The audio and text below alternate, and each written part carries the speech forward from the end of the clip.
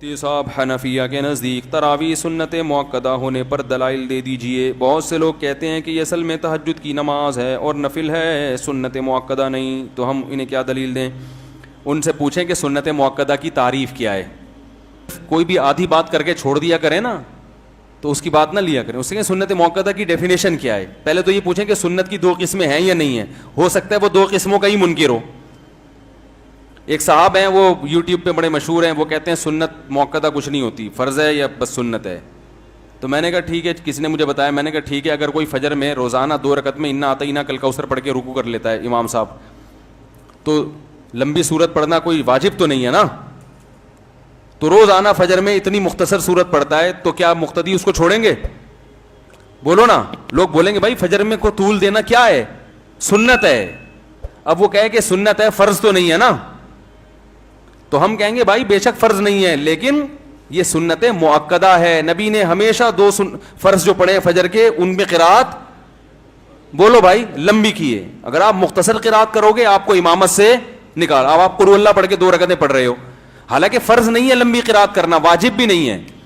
تو سنت مؤکدہ کا مطلب کیا ہوتا ہے کہ یہ نہیں کرو گے تو قابل ملامت. لوگ ملامت کریں گے امام صاحب تھوڑی سی لمبی قرات کیا کریں, یہ انا اعطیناک فجر میں نہیں چلے گی, مغرب میں ٹھیک ہے. تو بالکل تراویح کا بھی ایسا ہی مسئلہ ہے کہ رسول اللہ صلی اللہ علیہ وسلم نے رمضان میں قیام اللیل کی اتنی فضیلت کہ جہاں روزے کا ذکر وہاں قیام اللیل کا بھی ذکر ہے رمضان میں. پتہ چلا روزہ اور قیام اللیل ساتھ ساتھ جڑے ہوئے ہیں. اب قیام اللیل کو فرض تو نہیں ہم قرار دے سکتے, کیونکہ یہ تو تراویح نبی نے 3 دن بعد چھوڑی اس لیے کہ فرض نہ ہو جائے. تو کم سے کم درجہ اس کا کیا ماننا پڑے گا, سنت مؤکدہ. کیونکہ اگر اس سے بھی کم لے گئے پھر اس میں اور عام دنوں میں کوئی فرق نہیں رہے گا. یعنی پھر عام دنوں میں رات کی نماز میں اور رمضان کی رات کی نماز میں کوئی فرق نہیں رہے گا. تو وہ فرق جب ہی ہوگا جب عام دنوں کی رات کی نماز کو, چاہے وہ تہجد ہے یا کچھ بھی ہو, عام دنوں میں تو تراویح ہوتی نہیں ہے نا, تہجد ہی ہوتی ہے قیام اللیل میں, تو اس کو ہم نفل کہیں, اور رمضان میں ہم کیا کہیں, سنت مؤکدہ. اب سوال یہ پیدا ہوتا ہے کہ پھر اس میں تو سنت مؤکدہ بھی داخل ہوگی, سنت مؤکدہ تہجد بھی داخل ہوگی. اس میں تراویح کی کیا خصوصیت ہے؟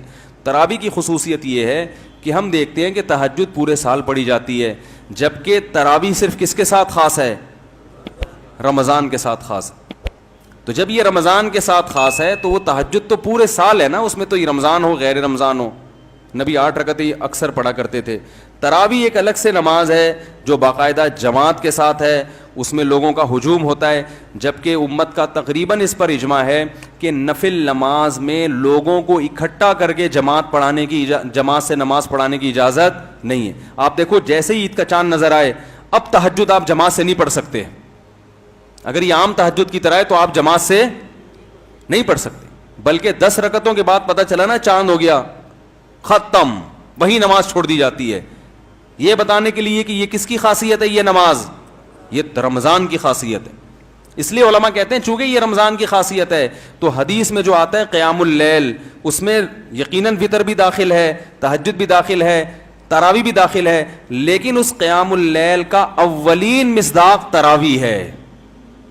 سمجھ رہے ہو, اس کا اولین مصداق کیا ہے, تراویح. کیونکہ نبی صلی اللہ علیہ وسلم نے 3 دن تراویح باقاعدہ جماعت کے ساتھ, اور پھر حضرت عمر رضی اللہ تعالیٰ عنہ نے باقاعدہ اس کو جماعت کے ساتھ رائج کیا اس کو, اور پھر پوری دنیا میں جو اس وقت صحابہ کرام تھے, علماء تھے, سب نے حضرت عمر کے اس عمل کو لیا, کسی نے بھی حضرت عمر پہ اعتراض نہیں کیا. تو اس کی علامت ہے کہ یقیناً ان کے پاس محمد صلی اللہ علیہ وسلم سے کوئی دلیل ہوگی, جو دلیل ہم تک نہیں پہنچی لیکن صحابہ تک پہنچی تھی. ایسا ہو سکتا ہے کہ ایک دلیل ہم تک نہیں پہنچی, حضرت عمر تک پہنچ گئی. تبھی تو کہتے ہیں نا, حضرت امام ابو حنیفہ سے کسی نے پوچھا کہ آپ کے پاس تراویح کے سنت ہونے کی کیا دلیل ہے, تو انہوں نے وہ بخاری والی حدیث پیش نہیں کی کہ نبی صلی اللہ علیہ وسلم رمضان میں اور غیر رمضان میں 8 رکعتیں پڑھتے تھے, یہ نہیں پیش کی. اگر یہ تراویح کی دلیل ہوتی نا تو امام حنیفہ اس مشہور حدیث کا حوالہ دیتے کہ حضرت عائشہ سے یہ مروی ہے, بلکہ انہوں نے کیا دلیل دی, ما رأیت عمر مبتدعا, میں عمر بن خطاب کو بدعتی نہیں سمجھتا. کیا مطلب, عمر بن خطاب کے پاس یقیناً کوئی دلیل ہوگی. اگر وہ 8 رکعتیں جو رمضان غیر رمضان میں وہ تراویح کی دلیل ہوتی تو امام مالک اس حدیث کو اپنی کتاب میں ذکر کرتے ہیں, لیکن 20 رکعتوں کا قول 8 رکعتوں کا قول نہیں کرتے. اس سے پتہ چلا کہ امام مالک بھی اس حدیث سے تراویح مراد نہیں لے رہے. اور جو موطا کی حدیث ہے جس میں آتا ہے کہ حضرت عمر نے 8 رکعتیں شروع کروائی ہیں, وہ بھی حدیث ضعیف ہے. اس کی بھی بڑی دلیل کیا ہے کہ اس حدیث کو موطا امام مالک کے جو مؤلف ہیں امام مالک وہ نہیں مان رہے, کیونکہ اگر امام مالک رحمۃ اللہ علیہ موطا کی اس حدیث کو درست مانتے جو ان کی اپنی کتاب میں ہے تو امام مالک بھی 8 رکعتوں کے قائل ہوتے, جبکہ امام مالک 36 رکعتوں کے قائل ہیں. تو بھائی نہ حضرت عمر کی 8 رکعت والی روایت کو امام مالک مان رہے ہیں, نہ حضرت عائشہ کی تہجد والی 8 رکعت کو امام مالک مان رہے ہیں, نہ امام شافعی اس سے استدلال کر رہے ہیں, نہ امام احمد بن حنبل استدلال کر رہے ہیں, اور نہ امام حنیفہ استدلال کر رہے ہیں.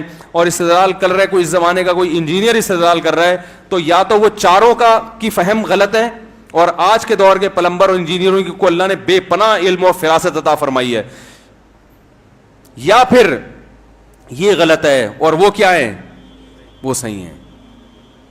تو ایک شاعر ہے نا, بتاؤ تم کس کا ساتھ دو گے, وہ سنی ایک نظم, ادھر ہے نفرت ادھر, وہ ایک نظم تھی, ادھر خدا ہے اور ادھر ہے نفرت وغیرہ وغیرہ ایسا کر کے. تو ایک ایسا طرز عمل جس سے تمام مجتہدین پر سے اعتماد ختم ہو رہا ہو وہ زیادہ بہتر ہے, یا قرآن و سنت کی ایسی تشریح کی جائے جس سے مجتہدین پر اور زیادہ اعتماد پیدا ہو رہا ہو. تو حضرت عمر نے جو شروع کروائی وہ بھی قیام اللیل ہے, تہجد بھی قیام اللیل ہے, اور وطر بھی قیام اللیل ہے. لیکن جب رمضان میں قیام اللیل کی بات آئے گی تو سب سے پہلے ذہن کہاں جائے گا, اس نماز کی طرف جو رمضان کے ساتھ خاص ہے, اور وہ تراویح ہے.